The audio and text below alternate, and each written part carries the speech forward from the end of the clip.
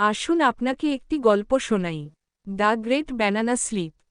একসময় গিগলভিল শহরে ম্যাক্স নামে একটি আনাড়ি বানর একটি ফলের দোকান খোলার সিদ্ধান্ত নেয়। ম্যাক্স কলাকে সবচেয়ে বেশি ভালোবাসত, তাই সে তার দোকানে কলার স্তূপ করে ভরে দেয়। এমনকি সে একটি সাইনবোর্ডও তৈরি করে যাতে লেখা ছিল, কলা বোনাঞ্জা। পিচ্ছিল ভালো।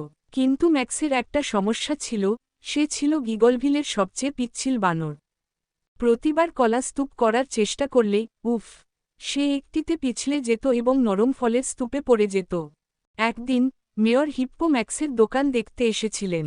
হ্যালো, ম্যাক্স, কোন রসালো কলা আছে? মেয়র জিজ্ঞাসা করলেন। অবশ্যই, ম্যাক্স গর্বের সাথে বলল, একটি কলা তুলে ছড়িয়ে পড়ল। সে পিছলে গেল এবং স্ট্যান্ডে ঢুকে পড়ল, আতশবাজির মতো আকাশে কলা ছুঁড়ে মারল। একটি টুপির মতো মেয়র হিপ্পোর মাথায় পড়ল। ফ্যাশনেবল। মেয়র হেসে উঠলেন। শীঘ্রই ভিড় জমে গেল। সবাই হেসে উঠল যখন ম্যাক্স একটা বাক্সের উপর ভারসাম্য বজায় রাখার চেষ্টা করছিল, কিন্তু আবার পিছলে গিয়ে টপের মতো ঘুরতে লাগল। হঠাৎ ছোট্ট পেনি পেঙ্গুইন উঠে দাঁড়াল।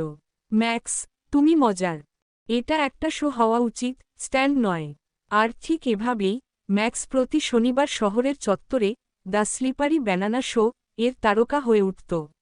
সে পিছলে যেত, পা দিয়ে কলা ঝাঁকাত, আর সবসময় মাথায় কলার খোসার মুকুট দিয়ে শেষ করত। ম্যাক্স কখনো একটি কলাও বিক্রি করত না, কিন্তু প্রতি সপ্তাহে সে পুরো শহরকে হাসিয়ে তুলেছিল। আর সেই দিন থেকে গিগলভিলে কেউ একটু হাসি না করে কলা খায়নি।